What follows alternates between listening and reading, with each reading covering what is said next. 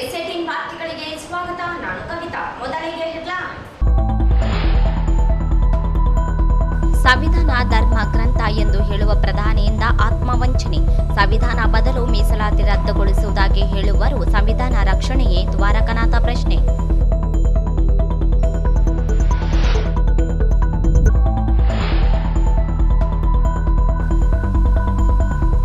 BJP ಸಂವಿಧಾನ ಬದಲಿಸುವುದಿಲ್ಲ, ಮೀಸಲಾತಿ ರದ್ದುಗೊಳಿಸುವುದಿಲ್ಲ, ಕಾಂಗ್ರೆಸ್ಸಿಗರಿಂದ ಅಪಪ್ರಚಾರ. ಎನ್ ಮಹೇಶ್.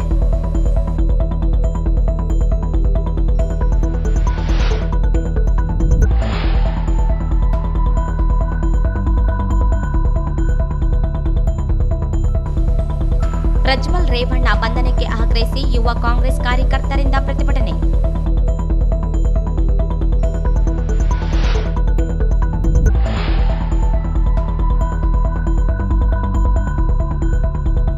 ಕಾಂಗ್ರೆಸ್ ಬಿಜೆಪಿ ಪಕ್ಷದ ಅಭ್ಯರ್ಥಿಗಳು ಅಧಿಕಾರಶಾಹಿಗೆ ಟಿಕೆಟ್, ಸಂವಿಧಾನ ಆಶಯ ವಿರೋಧಿ, ಬಿಎಸ್ಪಿ ಬೆಂಬಲಿಸಲು ಗಂಗಾಧರ ಮನವಿ.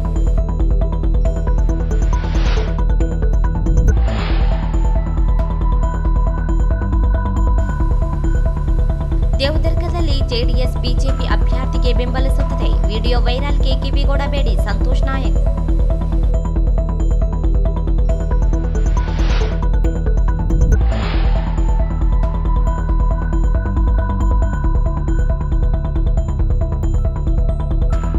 ಎರಡು ಪ್ರತ್ಯೇಕ ಘಟನೆ, ನೀರಿನಲ್ಲಿ ಮುಳುಗಿ ಇಬ್ಬರು ಬಾಲಕರ ಸಾವು.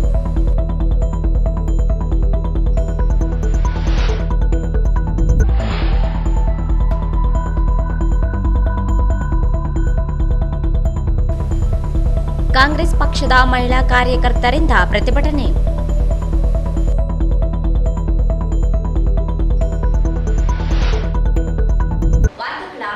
ಸಂವಿಧಾನ ಶಿಲ್ಪಿ ಡಾಕ್ಟರ್ ಬಿಆರ್ ಅಂಬೇಡ್ಕರ್ ಭಾವಚಿತ್ರ ಜಾಹೀರಾತಿನಲ್ಲಿ ಪ್ರಕಟಿಸುವ ಮೂಲಕ ಬಿಜೆಪಿ ಭಾವಚಿತ್ರವನ್ನು ವ್ಯಾಪಾರಕ್ಕೆ ಬಳಸಿಕೊಂಡು ಆತ್ಮದ್ರೋಹ ಮಾಡಿಕೊಂಡಿದೆ ಎಂದು ಕಾಂಗ್ರೆಸ್ ಮುಖ್ಯ ವಕ್ತಾರ ಹಾಗೂ ಪ್ರಚಾರ ಸಮಿತಿ ಉಪಾಧ್ಯಕ್ಷ ಡಾಕ್ಟರ್ ಸಿಎಚ್ ದ್ವಾರಕನಾಥ ಅವರು ಆರೋಪಿಸಿದರು. ಅವರಿಂದು ಮಾಧ್ಯಮಗೋಷ್ಠಿ ಉದ್ದೇಶಿಸಿ ಮಾತನಾಡಿ, ಪತ್ರಿಕೆಗಳಿಗೆ ಜಾಹೀರಾತು ನೀಡಿರುವ ಬಿಜೆಪಿಯವರು ಸಂವಿಧಾನವೇ ಧರ್ಮ ಗ್ರಂಥವೆಂದು ಹೇಳಿಕೊಂಡಿದ್ದಾರೆ. ಆದರೆ ಸಂವಿಧಾನವನ್ನೇ ಬದಲಿಸುವುದಾಗಿ ಹೇಳಿರುವವರನ್ನು ಏಕೆ ಪಕ್ಷದಿಂದ ಉಚ್ಚಾಟಿಸಲಿಲ್ಲ ಎಂದು ಪ್ರಶ್ನಿಸಿದರು. ಪಕ್ಷದ ಸಂಸದರಾಗಿದ್ದ ಅನಂತಕುಮಾರ್ ಹೆಗಡೆ, ಮಧ್ಯಪ್ರದೇಶದ ಚುನಾವಣಾ ಅಭ್ಯರ್ಥಿಯಾಗಿರುವ ಜ್ಯೋತಿ ಮಿರ್ಜಾ ಹಾಗೂ ಪ್ರಧಾನಿ ಕಚೇರಿಯ ಆರ್ಥಿಕ ಸಲಹೆಗಾರ ಡೇವಿಡ್ ಡೆಲಬರಾಯ ಇವರು ಸಂವಿಧಾನ ಬದಲಿಸುವುದಾಗಿ ಹೇಳಿದಾಗ ಬಿಜೆಪಿಯವರಿಗೆ ಧರ್ಮ ಗ್ರಂಥ ನೆನಪಾಗಲಿಲ್ಲವೇ ಎಂದು ಪ್ರಶ್ನಿಸಿದರು. ಇಂದಿಗೂ ಪ್ರಧಾನಿಯವರು ಹೇಳಿಕೆಯನ್ನು ನಿರಾಕರಿಸಿಲ್ಲ. ಆತ್ಮವಂಚನೆ, ಆತ್ಮದ್ರೋಹ ಮಾಡಿಕೊಳ್ಳುತ್ತಿರುವುದು ಜನತೆ ಅರ್ಥ ಮಾಡಿಕೊಳ್ಳಬೇಕಿದೆ. ಆರ್ಎಸ್ಎಸ್ ಮುಖ್ಯಸ್ಥ ಮೋಹನ್ ಭಾಗವತ್ ಸಹ ಸಂವಿಧಾನವನ್ನು ನಿಧಾನವಾಗಿ ಬದಲಿಸುವುದಾಗಿ ಹೇಳಿಕೆ ನೀಡಿದ್ದಾರೆ. ಪ್ರಧಾನಿಗಳಿಗೆ ಇವ್ಯಾವು ಕೇಳುತ್ತಿಲ್ಲವೇ? ಸಂವಿಧಾನ ಬದಲಿಸುವುದಿಲ್ಲ ಎಂದು ಹೇಳುವ ಪ್ರಧಾನಿಗಳಿಗೆ ಆತ್ಮ ಇದೆಯೇ ಎಂದರು. ನಾವು ಕನ್ಸಿಡರ್ ಮಾಡಲ್ಲ. ನಾವು ಮಾಡಬೇಕಾದಂಥದ್ದು ಅವರು ಧಾರ್ಮಿಕವಾಗಿ ಹಿಂದುಳಿದವರ ಅಥವಾ ಜಾತಿ ಮೂಲಕ ಹಿಂದುಳಿದವರ ಅಲ್ಲ. ನಾವು ಹೇಳಬೇಕಾದಂಥದ್ದು ಸಾಮಾಜಿಕವಾಗಿ ಮತ್ತು ಶೈಕ್ಷಣಿಕವಾಗಿ ಹಿಂದುಳಿದವರು. ಅದಕ್ಕೋಸ್ಕರ ಬಾಬಾ ಸಾಹೇಬರು article 54 and 64 of the constitution introduce ಮಾಡ್ತಾರೆ. ಇವತ್ತು ಆ ಸಂವಿಧಾನಕ್ಕೆ ವಿರುದ್ಧವಾಗಿ ನೀವು ಒಬ್ಬ ವ್ಯಾಪಾರಿ ಇದ್ದಾರೆ ನಿಮ್ಮ ಪಕ್ಷದಲ್ಲಿ, ಎಂಥದ್ದು ಹೆಸರು ಅಮಿತ್ ಶಾ ಅಂತ ಹೇಳ್ಬಿಟ್ಟು, that fellow speaks against the reservation in the parliament. Parliament ಅಲ್ಲಿ ಹೇಳ್ತಾರೆ ನಾವು ಬಂದ್ರೆ ಎಲ್ಲ ರಿಸರ್ವೇಶನ್ ಕಿತ್ತಾಕ್ತೀವಿ ಅಂತ ಹೇಳಿ. ಇಲ್ಲಿ ಅಡ್ವರ್ಟೈಸ್ಮೆಂಟ್ ಕೊಡ್ತಾರೆ, SC ST ಮೀಸಲಾತಿ ಪ್ರಾಣ ಕೊಡೋರು ಬಿಡಲ್ಲ ಅಂತ ಹೇಳ್ಬಿಟ್ಟು ಇಲ್ಲಿ ಹೇಳ್ತೀರಾ. What is the double standards? ಈ ದ್ವಂದ್ವನ ಏನಂತ ಕರಿಬೇಕು ನಾವು?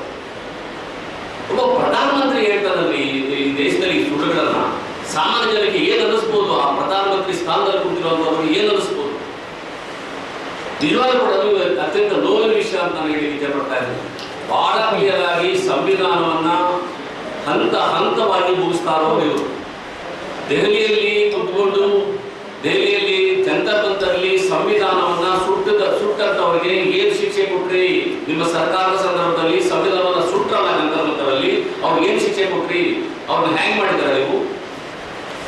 ಸಂವಿಧಾನವನ್ನ ಸತತವಾಗಿ ನಾವು ಬದಲಾಯಿಸ್ತೀವಿ ಅಂತೇಳಿ ನಿಮ್ಮ ಅನಂತಕುಮಾರ್ ಹೆಗಡೆ ಹೇಳ್ತಾ ಇದ್ದಾನೆ. ಅವನ ಪಕ್ಷದಿಂದ ಇವರು ತೆಗೆದಿದ್ದೀರಾ ನೀವು? ಯಾಕೆ ಅವನ ಮೇಲೆ ಇವರು ವ್ಯಾಕ್ಸಿನ್ ತಗೊಂಡಿಲ್ಲ? ಒಬ್ಬರು ಮಾತಾಡ್ತಾ ಇದ್ದೀರಿ ನೀವು ಸಂವಿಧಾನದ ವಿರುದ್ಧ. ಇಲ್ಲಿ ಸಂವಿಧಾನದ ನಮ್ಮ ಧರ್ಮಗ್ರಂಥ ಅಂತ ಹೇಳ್ತೀರಿ. ಇದು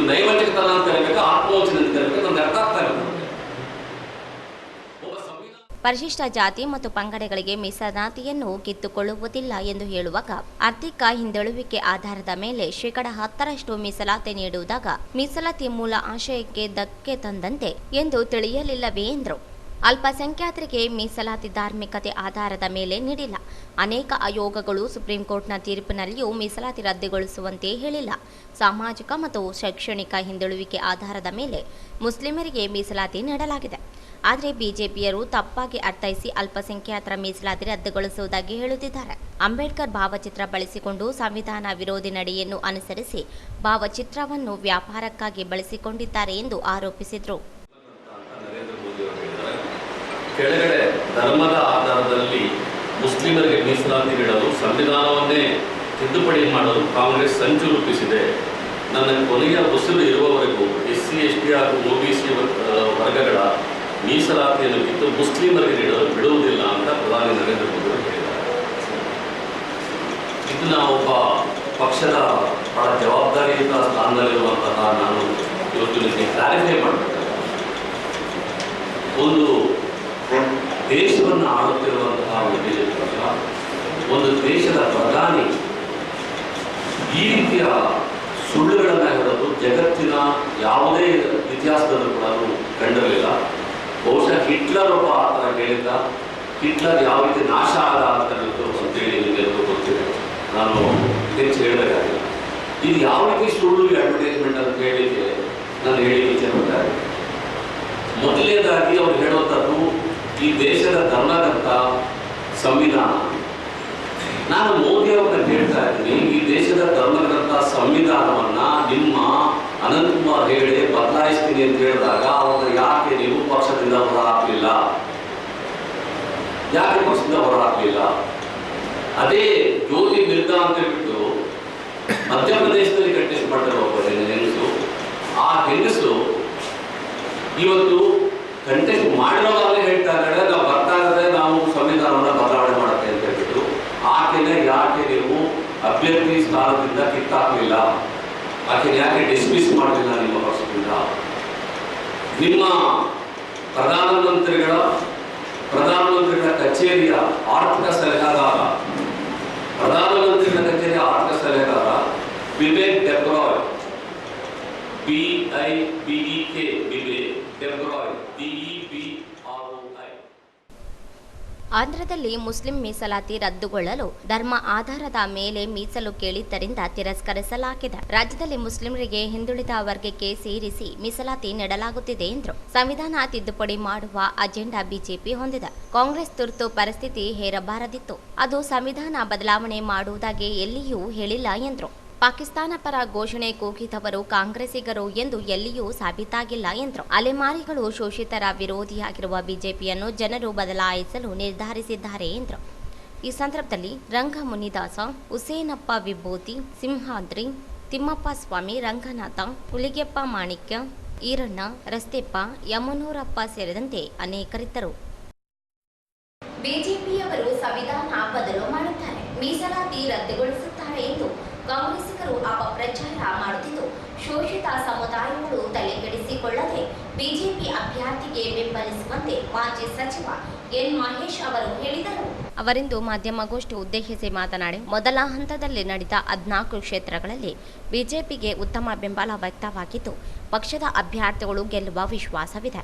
ಎರಡನೇ ಹಂತದ 14 ಕ್ಷೇತ್ರಗಳಲ್ಲಿಯೂ ಬಿಜೆಪಿ ಪರವಾದ ಅಲೆ ಇದೆ ಎಂದರು. ದೇಶದಲ್ಲಿ ಬಿಜೆಪಿ ಕಳೆದ 10 ವರ್ಷದಲ್ಲಿ ಭ್ರಷ್ಟಾಚಾರ ರಹಿತ ಆಡಳಿತವನ್ನು ನೀಡಿದೆ. ರಾಜೀವ್ ಗಾಂಧಿಯವರು ಪ್ರಧಾನಿಯಾಗಿದ್ದಾಗ ಕೇಂದ್ರ ನೀಡುವ 100 ರೂಪಾಯಿ ಸಾಮಾನ್ಯ ಜನರಿಗೆ ತಲುಪುವಷ್ಟರಲ್ಲಿ 15 ರೂಪಾಯಿ ಬರ್ತದೆ ಎಂದು ಹೇಳಿದರು. ತಡೆಯುವ ಕೆಲಸ ಮಾಡಲಿಲ್ಲ. ಆದರೆ ನರೇಂದ್ರ ಮೋದಿಯವರು ನೇರ ನಗದು ಯೋಜನೆ ರೂಪಿಸಿ ಜನರ ಖಾತೆಗೆ ನೇರವಾಗಿ ಸಬ್ಸಿಡಿ ಪರಿಹಾರ ನೀಡುವ ವ್ಯವಸ್ಥೆಯನ್ನು ರೂಪಿಸಿದರು. 30 ಲಕ್ಷ ಕೋಟಿ ರೂಪಾಯಿ ವಿವಿಧ ಹಣ ಜನರ ಖಾತೆಗೆ ತಲುಪಿಸಲಾಗಿದೆ ಎಂದರು. ಸಂವಿಧಾನ ಬದಲು ಮಾಡಲು 5ನೇ ತರಗತಿ ಪಠ್ಯವಲ್ಲ. ಸುಳ್ಳು ಪ್ರಚಾರ ಮಾಡುವ ಮೂಲಕ ಜನರನ್ನು ದಿಕ್ಕು ತಪ್ಪಿಸಲಾಗುತ್ತದೆ. ಪರಿಶಿಷ್ಟ ಜಾತಿಯವರ ಮೀಸಲು ರದ್ದುಗೊಳಿಸುವುದಾಗಿ ಹೇಳಿ ಶೋಷಿತ ಸಮುದಾಯಗಳನ್ನು ಸೆಳೆಯಲು ಪ್ರಯತ್ನ ಮಾಡಲಾಗುತ್ತಿದೆ.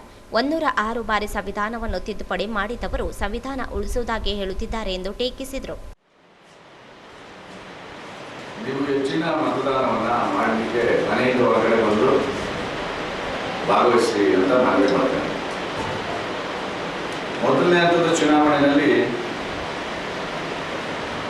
ನಾನು ಆಲ್ಮೋಸ್ಟ್ ಒಂದು 50% ಲೋಕಸಭಾ ಕ್ಷೇತ್ರಗಳಲ್ಲಿ ಪ್ರವಾಸ ಮಾಡಿದ್ದೀನಿ. ನಮ್ಮ ಲೋಕಸಭಾ ಕ್ಷೇತ್ರವನ್ನು ಒಳಗೊಂಡಂತೆ, ಚಾಮರಾಜನಗರ ಲೋಕಸಭಾ ಕ್ಷೇತ್ರವನ್ನು ಒಳಗೊಂಡಂತೆ ಒಂದು 50% ಲೋಕಸಭಾ ಕ್ಷೇತ್ರಗಳಲ್ಲಿ ಪ್ರವಾಸ ಮಾಡಿದ್ದೀನಿ, ಪ್ರಚಾರ ಮಾಡಿದ್ದೀನಿ. ಈ 14 ಲೋಕಸಭಾ ಕ್ಷೇತ್ರಗಳಲ್ಲಿ 14ರಲ್ಲೂ ನಾವು ಗೆಲ್ತೀವಿ ಅನ್ನುವಂಥ ಭರವಸೆ ಬಂದಿದೆ. ಯಾಕೆಂದರೆ ಸನ್ಮಾನ್ಯ ನರೇಂದ್ರ ಮೋದಿಜಿಯವರು, ಅಮಿತ್ ಶಾಜಿಯವರು, JP ನಡ್ಡಾಜಿಯವರು, ರಾಜ್ಯಾಧ್ಯಕ್ಷರಾದಂಥ ವಿಜೇಂದ್ರ ಅವರು, ಯಡಿಯೂರಪ್ಪ ಸಾಹೇಬರು ಎಲ್ಲರೂ ಬಹಳ ತೀವ್ರವಾಗಿ ಚುನಾವಣಾ ಪ್ರಕ್ರಿಯೆಯಲ್ಲಿ ಭಾಗವಹಿಸಿ ಪ್ರಚಾರ ಮಾಡಿದ್ದಾರೆ. ಸೊ ಅದರ ಮೇಲೆ ಮತ್ತು ಜನ ಬೆಂಬಲ, ಜನಾಭಿಪ್ರಾಯವನ್ನು ಕ್ರೋಢೀಕರಿಸಿ ನೋಡಿದಾಗ 14ರಲ್ಲಿ 14 ನಾವು ಗೆಲ್ತೀವಿ ಅನ್ನೋ ಭರವಸೆ ನಮಗಿದೆ. ಆ್ಯಂಡ್ ಫೈನಲ್ ರಿಸಲ್ಟ್ June 4 ಗೊತ್ತಾಗುತ್ತೆ. ಈಗ 2ನೇ ಹಂತದ 14 ಲೋಕಸಭಾ ಚುನಾವಣೆಗಳಲ್ಲಿ ನಾನು ಸುಮಾರು 5-6 ಜಿಲ್ಲೆಗಳಲ್ಲಿ ಪ್ರಚಾರ ಕಾರ್ಯ ಮುಗಿಸಿಕೊಂಡು ಇಲ್ಲಿ ಬಂದಿದ್ದೀನಿ. ಈ ಕಡೆ ಕೂಡ ನಾನು ಅಭಿಪ್ರಾಯ ಸಂಗ್ರಹ ಮಾಡಿದ್ರೆ ಎಲ್ಲ ಕಡೆ ಚೆನ್ನಾಗಿದೆ. ಸೊ ಒಟ್ಟಾರೆ ನಮ್ಮ ರಾಜ್ಯಾಧ್ಯಕ್ಷರಾದಂಥ ವಿಜಯೇಂದ್ರ ಅವರು ರಾಜ್ಯಾಧ್ಯಕ್ಷರಾಗಿ ಅಧಿಕಾರ ವಹಿಸಿಕೊಂಡಾಗ ಅವರೊಂದು ಸಂಕಲ್ಪ ಮಾಡಿದ್ರು. ಅದೇನೆಂದರೆ 28ಕ್ಕೆ 28 ಲೋಕಸಭಾ ಕ್ಷೇತ್ರವನ್ನು ಗೆಲ್ಲೋದು. ಸಂವಿಧಾನ ಬದಲಾವಣೆ ಮಾಡುವುದಾಗಿ ಹೇಳಿದ್ದ ಸಂಸದ ಅನಂತಕುಮಾರ್ ಹೆಗಡೆ ಸಂಸತ್ನಲ್ಲಿ ಕ್ಷಮೆ ಕೇಳಿದ್ದಾರೆ. ಅಸಮಾನತೆ ಇರುವವರಿಗೆ ಮೀಸಲಾತಿ ಇರುತ್ತದೆ ಎಂದರು. 10% ಮೀಸಲಾತಿ ನೀಡಿರುವುದು SC/ST ಮೀಸಲಾತಿಗೆ ಧಕ್ಕೆಯಾಗುವುದಿಲ್ಲ. ಆರ್ಥಿಕ ಹಿಂದುಳುವಿಕೆ ಆಧಾರದ ಮೇಲೆ ಮೀಸಲಾತಿ ನೀಡಿರುವ ಸುಪ್ರೀಂ ಕೋರ್ಟ್ ವಿಚಾರಣಾ ಹಂತದಲ್ಲಿದೆ ಎಂದರು. ಮುಸ್ಲಿಮರು ಈಗಾಗಲೇ ಹಿಂದುಳಿದ ವರ್ಗದಲ್ಲಿ ಇದ್ದಾರೆ. ಮುಸ್ಲಿಂ ಸಮುದಾಯ ಕೆಲ ಉಪಜಾತಿಗಳು ಆರ್ಥಿಕವಾಗಿ ಬಲವಾಗಿದ್ದು ಧರ್ಮ ಆಧಾರದ ಮೇಲೆ ಮೀಸಲಾತಿ ನೀಡುವುದಿಲ್ಲ ಎಂದರು. ಕಾಂಗ್ರೆಸ್ ಸುಳ್ಳುಗಳಿಗೆ ಗಮನ ನೀಡದೆ ಬಿಜೆಪಿ ಬೆಂಬಲಿಸಿ ಎಂದು ಮನವಿ ಮಾಡಿದರು. ಬಿಜೆಪಿ ಅಧಿಕಾರಕ್ಕೆ ಬಂದ್ರೆ ಸಂವಿಧಾನ ಬದಲಾಯಿಸುತ್ತಾರೆ. ಒಂದು ಎರಡನೇದು, ಬಿಜೆಪಿ ಅಧಿಕಾರಕ್ಕೆ ಬಂದ್ರೆ ರಿಸರ್ವೇಶನ್ ತೆಗೆದುಬಿಡ್ತಾರೆ. ಇದು ಎಷ್ಟು ಸುಳ್ಳು, ಅವಾಸ್ತವಿಕ ಅಂದ್ರೆ ಸಂವಿಧಾನವನ್ನ ಬದಲಾವಣೆ ಮಾಡಲಿಕ್ಕೆ ಅದೇನು 5ನೇ ತರಗತಿ ಟೆಕ್ಸ್ಟ್ ಬುಕ್ ಅಲ್ಲ.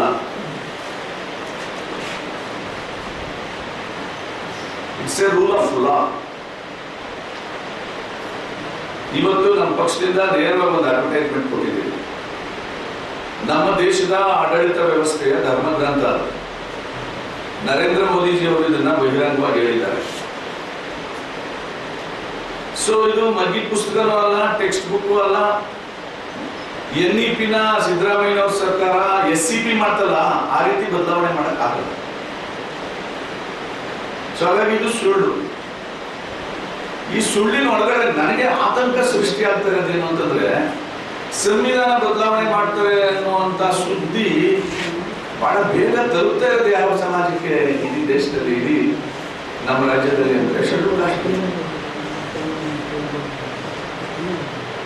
ಲಿಂಗಾಯತರಿಗೆ ಆತಂಕ ಒಳಗಾಗಲ್ಲ, ಗುರುಗಳು ಆತಂಕ ಒಳಗಾಗಲ್ಲ. ಒಂದು ಸೆಕೆಂಡ್, ನಾನು ಆ ಸಮಾಜದಿಂದ ಬಂದಿರೋನು. I know how that pulse will run.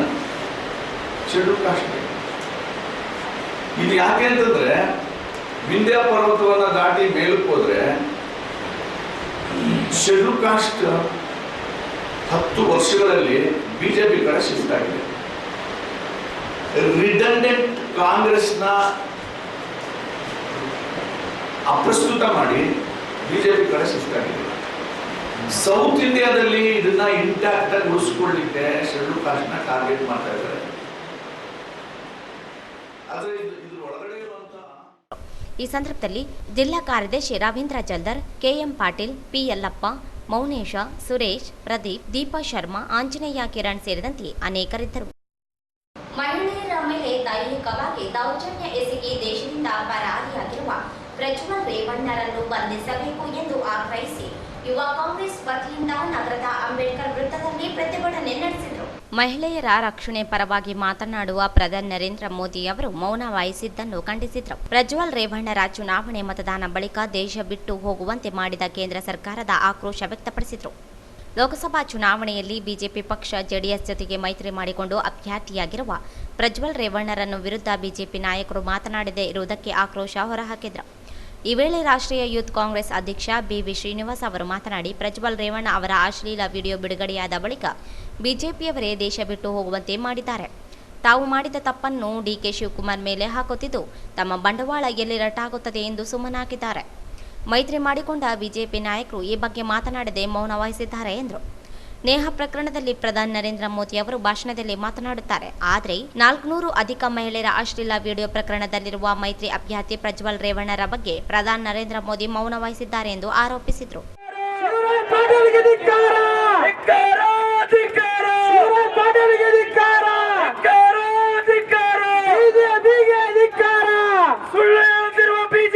ಇವತ್ತು ಏನು ನಮ್ಮ ನಗರದಲ್ಲಿ ನಡೀತಾ ಇದೆಯೋ ನಿಮ್ಗೆಲ್ಲರಿಗೂ ಗೊತ್ತು. ಸುಳ್ಳು ಪಳ್ಳು ಬಿಜೆಪಿ ಅವರು ಹೇಳಿ ಮೇಲಿಂದ ಕೆಳಗೆ ಶ್ರೀನಿವಾಸ್ ಜಿಕ್ಕಿ, ಬೋಲೋ ಮಂಜುನಾಥ್ ಜಿಕ್ಕಿ, ಬೋಲೋ ಆಕ್ಸಿಜನ್ ಮ್ಯಾನ್ ಕಿ. ಧನ್ಯವಾದಗಳು. ಆ ಬಿಜೆಪಿ ವಿಜೇಂದ್ರ ಬೇರೆ ವಿಚಾರದಲ್ಲಿ ಮಾತೆತ್ತಿದ್ರೆ ಸುಳ್ಳು ಹೇಳ್ತಾನೆ ಗಿರಾಕಿ. ಅವನು ಮನೇಲಿ ಕೂತ್ಕೊಂಡು ಈ ವಿಚಾರದಲ್ಲಿ ಮಾತಾಡ್ತಾ ಇಲ್ಲ, ನೇಹ ಬಗ್ಗೆ ನೇಹ ವಿಚಾರದಲ್ಲಿ ಸಿದ್ದರಾಮಯ್ಯನವರು, ಡಿಕೆ ಶಿವಕುಮಾರ್ ಅವರು ಎಲ್ಲರೂ ಅದಕ್ಕೆ ಉತ್ತರವನ್ನ ಕೊಟ್ಟಿದ್ದಾರೆ. ಜೆಡಿಎಸ್ ಅಭ್ಯರ್ಥಿ ಪ್ರಜ್ವಲ್ ರೇವಣ್ಣ ಬಗ್ಗೆ ಮಾತನಾಡಿದರೆ ಲೋಕಸಭೆಯಲ್ಲಿ ಬಿಜೆಪಿಗೆ ಮತ ಬರುವುದಿಲ್ಲವೆಂದು ಬಾಯಿಗೆ ಬೀಗ ಹಾಕಿಕೊಂಡಿದ್ದಾರೆ. ಬೇಟಿ ಪಡಾವೋ ಬೇಟಿ ಬಚಾವೋ ಎಂದು ಭಾಷಣ ಮಾಡುವ ಪ್ರಧಾನಿ ನರೇಂದ್ರ ಮೋದಿ ಅವರು ಬೇಟಿ ರಕ್ಷಣೆ ಮಾಡಲು ಮುಂದಾಗಿಲ್ಲ, ಮಹಿಳೆಯರಿಗೆ ರಕ್ಷಣೆ ಇಲ್ಲದಂತಾಗಿದೆ ಎಂದು ದೂರಿದರು. ಬಿಜೆಪಿ ಜೆಡಿಎಸ್ ಪಕ್ಷವನ್ನು ತಿರಸ್ಕರಿಸಿ ರಾಯಚೂರು ಲೋಕಸಭಾ ಕ್ಷೇತ್ರದ ಅಭ್ಯರ್ಥಿ ಜಿ ಕುಮಾರ್ ನಾಯಕ್ ಅವರಿಗೆ ಮತ ಹಾಕಿ ಬೆಂಬಲಿಸಬೇಕೆಂದು ಒತ್ತಾಯಿಸಿದರು.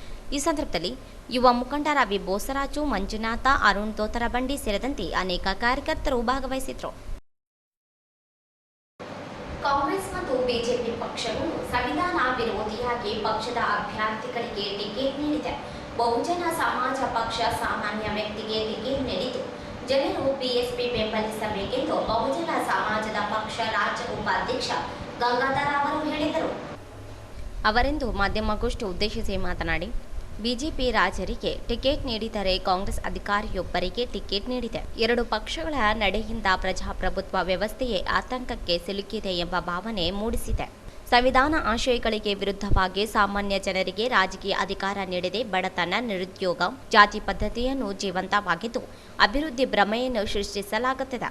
70 ವರ್ಷ ಆಡಳಿತ ನಡೆಸಿರುವ ಕಾಂಗ್ರೆಸ್, 10 ವರ್ಷ ಆಡಳಿತ ನಡೆಸಿರುವ ಬಿಜೆಪಿಗರು ಜನರ ಬದುಕು ಬದಲಾಯಿಸುವಲ್ಲಿ ವಿಫಲರಾಗಿದ್ದಾರೆ. ಅಭಿವೃದ್ಧಿಯನ್ನು ಮುಂದಿಟ್ಟುಕೊಂಡು ಜನರ ಬಳಿ ಮತವನ್ನು ಎರಡು ಪಕ್ಷಗಳು ಕೇಳುತ್ತಿಲ್ಲ. ಸೇವಾ ಕ್ಷೇತ್ರವನ್ನು ಉದ್ಯಮವನ್ನಾಗಿಸಿಕೊಂಡಿರುವ ರಾಜಕೀಯ ಪಕ್ಷಗಳ ಹಣದ ಮೂಲವೇನು ಎಂಬುದು ಜನರಿಗೆ ಗೊತ್ತಾಗಿದೆ. ಚುನಾವಣಾ ಬಾಂಡ್ ಮೂಲಕ ಅಕ್ರಮ ಹಣ ಸಂಗ್ರಹಿಸಿರುವುದೇ ನಿದರ್ಶನ. ಸಂವಿಧಾನ ಬದಲಾವಣೆ ಮಾಡುವುದಾಗಿ ಬಿಜೆಪಿಯವರು, ಕಾಂಗ್ರೆಸ್ನವರು ಸಂವಿಧಾನ ಉಳಿಸುವುದಾಗಿ ಹೇಳುತ್ತಿದ್ದಾರೆ. ಸಂವಿಧಾನ ಆಶಯಗಳನ್ನು ಉಲ್ಲಂಘಿಸಿದವರೇ ಚರ್ಚೆಯಲ್ಲಿ ತೊಡಗಿದ್ದಾರೆ ಎಂದು ವ್ಯಂಗ್ಯವಾಡಿದರು. ಅದರ ಭಾಗವಾಗಿ ನಮ್ಮ ಪಕ್ಷದಿಂದ ನಮ್ಮ ಅಭ್ಯರ್ಥಿಗಳಾಗಿರ್ತಕ್ಕಂಥ ನರಸಣ್ಣಗೌಡ ನಾಯಕ ಏನಿದ್ದಾರೆ, ಅವರ ಪರವಾಗಿ ಮತಯಾಚನೆ ಮಾಡತಕ್ಕಂಥ ಸಲುವಾಗಿ ನಾನು ಇಲ್ಲಿ ಬಂದಿರತಕ್ಕಂಥದ್ದು, ಈ ಒಂದು ಪತ್ರಿಕಾಗೋಷ್ಠಿಯನ್ನು ಕರೆದಿರ್ತಕ್ಕಂಥದ್ದು. ನಾವಿವತ್ತು ದೇಶದ ಆಡಳಿತವನ್ನು ನೋಡಿದಂಥ ಸಂದರ್ಭದಲ್ಲಿ ಜನಸಾಮಾನ್ಯರ ಓಟ್ಗಳನ್ನು, ಕೊಳ್ಳು ಭರವಸೆಗಳನ್ನು ನೀಡಿ ಪಡೆದಿರತಕ್ಕಂಥ ಕಾಂಗ್ರೆಸ್ ಮತ್ತು ಬಿಜೆಪಿ ಎಷ್ಟು ಆಶೋತ್ತರಗಳನ್ನು ಈಡೇರಿಸಿದೆ, ಎಷ್ಟು ಮಟ್ಟಿಗೆ ಜನರನ್ನ ಮಂಗನ ಮಾಡಿದೆ ಅಂತಕ್ಕಂಥದ್ದನ್ನು ಈ ಸಂದರ್ಭದಲ್ಲಿ ನಾವು ಆಲೋಚನೆ ಮಾಡಬೇಕಾಗಿದೆ. ಚುನಾವಣಾ ಪೂರ್ವದಲ್ಲಿ ಇವರು ಕೊಟ್ಟಿರ್ತಕ್ಕಂಥ ಆಶ್ವಾಸನೆಗಳನ್ನು ಎಷ್ಟು ಮಟ್ಟಿಗೆ ಜಾರಿಗೊಳಿಸಿದರೆ, ಜನರ ಬದುಕಲ್ಲಿ ಒಂದು ಸರ್ವಾಂಗೀಣ ಅಭಿವೃದ್ಧಿಗೆ ಏನೆಲ್ಲ ಕ್ರಮವಹಿಸಿದ್ದಾರೆ ಅಂತಕ್ಕಂಥದ್ದನ್ನ ಈ ಸಂದರ್ಭದಲ್ಲಿ ನಾವು ನೆನಪು ಮಾಡಬೇಕಾಗ್ತದೆ. ನಾವಿವತ್ತು ನೋಡಿದ್ರೆ ಎಲ್ಲೋ ಒಂದು ಕಡೆ ನಮ್ಮ ಪ್ರಜಾಪ್ರಭುತ್ವ ವ್ಯವಸ್ಥೆ ಒಂದು ಅಪಾಯಕ್ಕೆ ಸಿಲುಕಿಕೊಂಡಿದೆಯೋ ಅಂತೇಳಿ ನನಗೆ ಭಾಸವಾಗುತ್ತೆ. ನಮ್ಮ ಸಂವಿಧಾನದ ಮೌಲ್ಯಗಳು ಅಪಮೌಲ್ಯಗೊಳ್ಳುತ್ತಿದ್ದಾವೆ ಅಂತೇಳಿ ನನಗೆ ಭಾಸ ಆಗುತ್ತೆ.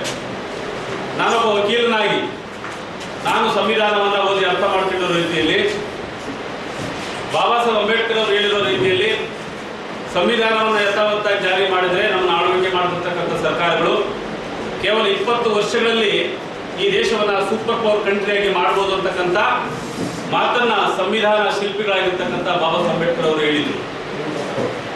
20 ವರ್ಷ ಹೋಗಿ 77 ವರ್ಷಗಳು ಕಳೆದೋದ್ರೂ ಕೂಡ, ಸಂವಿಧಾನ ಜಾರಿಗೆ 75 ವರ್ಷಗಳು ಕಳೆದೋದ್ರೂ ಕೂಡ ಸಂವಿಧಾನದ ಆಶಯಗಳಿಗೆ ನಮ್ಮ ಆಳ್ವಿಕೆ ಮಾಡಿರ್ತಕ್ಕಂಥ ಯಾವುದೇ ಸರ್ಕಾರಗಳು ಕೂಡ ಆಡಳಿತವನ್ನು ನಡೆಸಲಿಕ್ಕೆ ಸಾಧ್ಯ ಆಗಿಲ್ಲ. ಬಹುಶಃ ಸಂವಿಧಾನ ಕಾಂಗ್ರೆಸ್ ನೀಡಿರುವ ಗ್ಯಾರಂಟಿ ಯೋಜನೆಗಳು ಸಂವಿಧಾನ ಆಶಯ. ಕಾಂಗ್ರೆಸ್ ಪಕ್ಷದಿಂದ ಜಾರಿಯಾದ ಯೋಜನೆಗಳಲ್ಲ, ಜನರ ಹಣದಿಂದ ಜಾರಿಗೊಳಿಸಿರುವ ಯೋಜನೆಗಳು. ಸಂವಿಧಾನದಲ್ಲಿ ಜನರ ಕಲ್ಯಾಣಕ್ಕೆ ರಾಜ್ಯ ದರ್ಶಕತ್ವದಲ್ಲಿ ಅವಕಾಶವಿದೆ ಎಂದರು. ಜನರು ರಾಜರು ಅಧಿಕಾರಿಶಾಹಿಯನ್ನು ಸೋಲಿಸಿ ಸಾಮಾನ್ಯ ವ್ಯಕ್ತಿಯಾಗಿರುವ ಬಿಎಸ್ಪಿ ಅಭ್ಯರ್ಥಿಗೆ ಬೆಂಬಲಿಸುವಂತೆ ಮನವಿ ಮಾಡಿದರು. ಬಿಎಸ್ಪಿ ರಾಜ್ಯ ಕಾರ್ಯದರ್ಶಿ ವೈ ನರಸಪ್ಪ ಮಾತನಾಡಿ, ಜಿ ಕುಮಾರನಾಯಕರಿಂದ ಜಿಲ್ಲೆಗೆ ಅನ್ಯಾಯವಾಗಿದೆ. ಅಧಿಕಾರ ಅವಧಿಯಲ್ಲಿ ಜನರಿಗೆ ಯಾವುದೇ ಸ್ಪಂದನೆ ನೀಡದೆ ಅಧಿಕಾರಕ್ಕಾಗಿ ಜಿಲ್ಲೆಗೆ ಆಗಮಿಸಿದ್ದಾರೆ. ಕಾಂಗ್ರೆಸ್ಸಿನವರೇ ಜಿಲ್ಲೆಯ ಒಬ್ಬ ಪರಿಶಿಷ್ಟ ಅಭ್ಯರ್ಥಿ ಸಿಕ್ಕಿಲ್ಲ. ಮುಂದಿನ ದಿನಗಳಲ್ಲಿ ಕುಮಾರನಾಯಕ್ ವಿರುದ್ಧ ಹೋರಾಟ ಮಾಡುವುದಾಗಿ ಹೇಳಿದರು. ಬಿಎಸ್ಪಿ ಏಮ್ಸ್ ಸ್ಥಾಪನೆಗೆ ಬೆಂಬಲಿಸುವುದಾಗಿ ಹೇಳಿದರು. ಈ ಸಂದರ್ಭದಲ್ಲಿ ಜಿಲ್ಲಾ ಉಸ್ತುವಾರಿ ಹನುಮಂತಪ್ಪ, ಗುಡ್ಡಪ್ಪ, ನರೇಂದ್ರ ಆರ್ಯ, ಲೋಕಸಭಾ ಕ್ಷೇತ್ರದ ಅಭ್ಯರ್ಥಿ ನರಸಣ್ಣ ನಾಯ್ಕ್, ಜೈ ಭೀಮಾ, ಪ್ರಕಾಶ, ಹನುಮಂತಪ್ಪ ಭಂಡಾರಿ, ಯೇಸು ಸೇರಿದಂತೆ ಅನೇಕರಿದ್ದರು. ದೇವದುರ್ಗ ವಿಧಾನಸಭಾ ಕ್ಷೇತ್ರದಲ್ಲಿ ಬಿಜೆಪಿ ಅಭ್ಯರ್ಥಿ ರಾಜ ಅಮರೇಶ್ವರ ನಾಯಕರಿಗೆ ಬೆಂಬಲಿಸಲಾಗುತ್ತಿದ್ದು, ವದಂತಿಗಳಿಗೆ ಜನರು ಕಿವಿಗೊಡಬಾರದು ಎಂದು ಜೆಡಿಎಸ್ ಶಾಸಕಿ ಕರಿಯಮ್ಮ ನಾಯಕ್ ಪುತ್ರ ಸಂತೋಷ್ ನಾಯಕ್ ಅವರು ಹೇಳಿದರು. ಅವರಿಂದು ಮಾಧ್ಯಮಗೋಷ್ಠಿ ಉದ್ದೇಶಿಸಿ ಮಾತನಾಡಿ, ಸಚಿವ ಎನ್ಎಸ್ ಬೋಸರಾಜು ಮತ್ತು ಜಿಲ್ಲಾ ಕಾಂಗ್ರೆಸ್ ಅಧ್ಯಕ್ಷ ಬಸವರಾಜ ಪಾಟೀಲ್ ಇಟಗಿ ಮಧ್ಯೆ ನಡೆದಿರುವ ಮೊಬೈಲ್ ಸಂಭಾಷಣೆಯಲ್ಲಿ ಜೆಡಿಎಸ್ ಶಾಸಕಿ ಕರಿಯಮ್ಮ ಪುತ್ರ ಸಂತೋಷ್ ನಾಯಕರೊಂದಿಗೆ ಚರ್ಚಿಸಿದ್ದು ಸೈಲೆಂಟ್ ಮಾಡಿರುವುದಾಗಿ ಮಾತನಾಡಿರುವ ವಿಡಿಯೋ ವೈರಲ್ ಆಗಿದೆ. ಯಾವುದೇ ರೀತಿ ಮಾತುಕತೆ ಕಾಂಗ್ರೆಸ್ ನಾಯಕರೊಂದಿಗೆ ಮಾತನಾಡಿಲ್ಲ. ಜೆಡಿಎಸ್ ಪಕ್ಷದ ತೀರ್ಮಾನದಂತೆಯೇ ಬಿಜೆಪಿ ಅಭ್ಯರ್ಥಿ ರಾಜ ಅಮರೇಶ್ವರ ನಾಯಕರ ಪರ ಚುನಾವಣೆ ನಡೆಸಲಾಗುತ್ತಿದೆ. ಜನರು ಕಿವಿಗೊಡದೆ ಬಿಜೆಪಿ ಅಭ್ಯರ್ಥಿ ಬೆಂಬಲಿಸುವಂತೆ ಮನವಿ ಮಾಡಿದರು.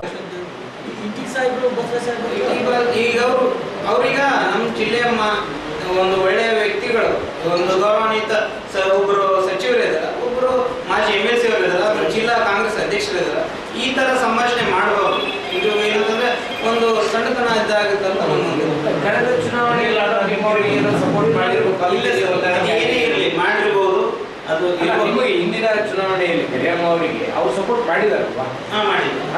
ಹಾಗಾಗಿ ಏನಾದ್ರು ನೀವು ಅವ್ರ ಮಾತು ಯಾವುದೇ ಕಾರಣಕ್ಕಿಲ್ಲ. ಪಕ್ಷದ ಒಂದು ಬದ್ಧತೆ ಇದೆ. ನಾವು ಕರಿಯಮ್ಮ ಅವರಿಗೆ ಸಪೋರ್ಟ್ ಮಾಡಿಲ್ಲ, ಅದಕ್ಕೆ ನೀವು ಆತರ ಏನಿಲ್ಲ, ಅದೇನಿಲ್ಲ. ನಮ್ಮ ಹಿರಿಯರು, ನಮ್ಮ ಪಕ್ಷದ ಮುಖಂಡರು, ಹಿರಿಯರು, ನಮ್ಮ ಹೈಕಮಾಂಡ್ ದೇವೇಗೌಡರು, ಕುಮಾರಣ್ಣವರು ಏನ್ ನಮಗೆ ಆದೇಶ ಮಾಡ್ಯಾರ ಆ ಪ್ರಕಾರ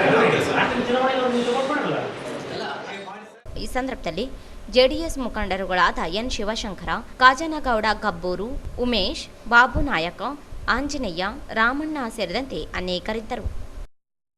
ಜಿಲ್ಲೆಯ 2 ಪ್ರತ್ಯೇಕ ಘಟನೆಗಳಲ್ಲಿ 2 ಬಾಲಕರು ನೀರುಪಾಲಾಗಿರುವ ಘಟನೆ ವರದಿಯಾಗಿದೆ. ಮಸ್ಕಿ ತಾಲೂಕಿನ ಬಾಸಾಪುರ ಗ್ರಾಮದಲ್ಲಿ ಕುರಿ ಕಾಯಲು ಹೋದ ಬಾಲಕ ಕೆರೆಯಲ್ಲಿ ಕಾಲು ಜಾರಿ ಬಿದ್ದು ಮೃತಪಟ್ಟಿದ್ದಾನೆ.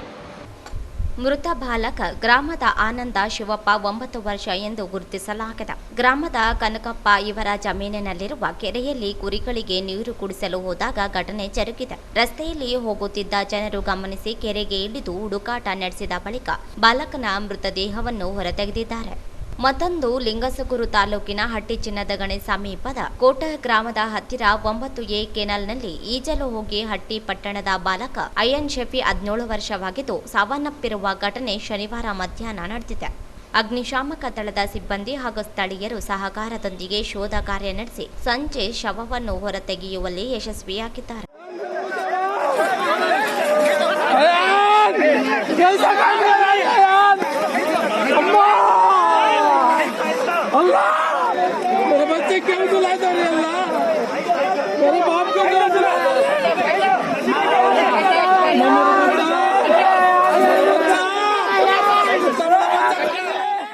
ಘಟನಾ ಸ್ಥಳದಲ್ಲಿ ಅಯ್ಯನ್ ಪೋಷಕರು ಆಕ್ರಂದನ ಮುಗಿಲು ಮುಟ್ಟಿದೆ. ಈ ಕುರಿತು ಹಟ್ಟಿ ಪೊಲೀಸ್ ಠಾಣೆಯಲ್ಲಿ ಪ್ರಕರಣ ದಾಖಲಾಗಿದೆ. ಹುಡುಕಾಟ ನಡೆಸಿದ ಬಳಿಕ ಬಾಲಕನ ಮೃತದೇಹವನ್ನು ಹೊರತೆಗೆದಿದ್ದಾರೆ.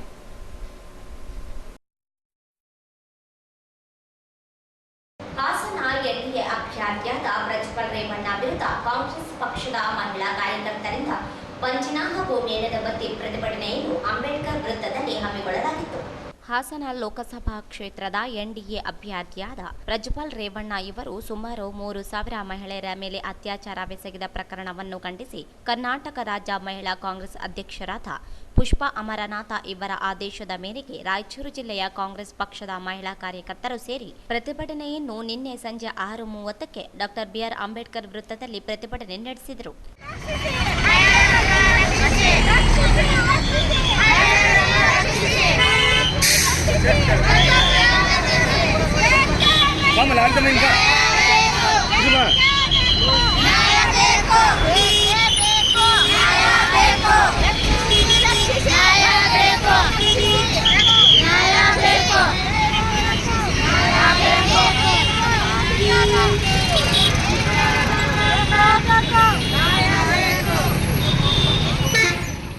ಈ ಸಂದರ್ಭದಲ್ಲಿ ಮೆರವಣಿಗೆ ನೇತೃತ್ವವನ್ನು ಕರ್ನಾಟಕ ರಾಜ್ಯ ಮಹಿಳಾ ಕಾಂಗ್ರೆಸ್ ಸಮಿತಿಯ ರಾಜ್ಯ ಪ್ರಧಾನ ಕಾರ್ಯದರ್ಶಿ ಮಂಜುಳಾ ಅಂಬರೀಶ್ ಮತ್ತು ಮಾಲಾ ಭಜಂತ್ರಿ ನಗರಾಧ್ಯಕ್ಷರು ವಹಿಸಿದ್ದರು. ಕಾಂಗ್ರೆಸ್ ಮುಖಂಡರುಗಳಾದ ರಾಣಿ ರಿಚರ್ಡ್, ಆರತಿ ಚಂದ್ರಶೇಖರ್, ರಜಿಯಾ ಪಾಟೀಲ್, ನಿರ್ಮಲಾ ಬಸವರಾಜ್, ಯಂಕಮ್ಮ, ಬಸಮ್ಮ, ಶಹೀನಾ, ಸುರೇಖಾ ಹಾಗೂ ಇನ್ನಿತರ ಕಾರ್ಯಕರ್ತರು ಪ್ರತಿಭಟನೆಯಲ್ಲಿ ಭಾಗವಹಿಸಿದ್ರು.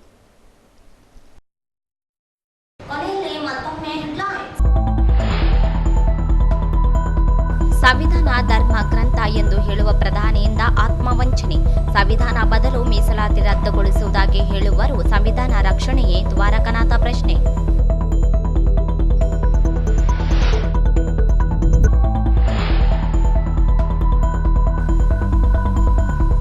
ಬಿಜೆಪಿ ಸಂವಿಧಾನ ಬದಲಿಸುವುದಿಲ್ಲ, ಮೀಸಲಾತಿ ರದ್ದುಗೊಳಿಸುವುದಿಲ್ಲ, ಕಾಂಗ್ರೆಸ್ಸಿಗರಿಂದ ಅಪಪ್ರಚಾರ. ಎನ್ ಮಹೇಶ್.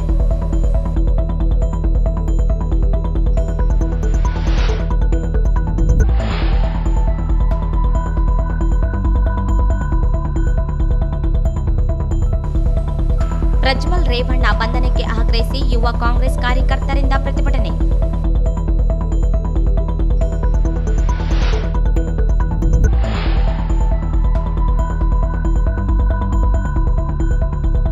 ಕಾಂಗ್ರೆಸ್ ಬಿಜೆಪಿ ಪಕ್ಷದ ಅಭ್ಯರ್ಥಿಗಳು ಅಧಿಕಾರಶಾಹಿಗೆ ಟಿಕೆಟ್, ಸಂವಿಧಾನ ಆಶಯ ವಿರೋಧಿ, ಬಿಎಸ್ಪಿ ಬೆಂಬಲಿಸಲು ಗಂಗಾಧರ ಮನವಿ.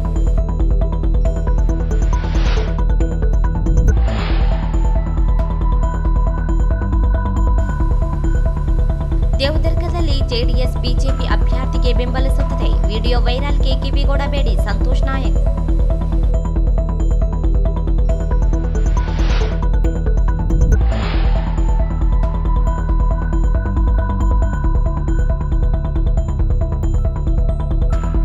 ಎರಡು ಪ್ರತ್ಯೇಕ ಘಟನೆ, ನೀರಿನಲ್ಲಿ ಮುಳುಗಿ 2 ಬಾಲಕರ ಸಾವು.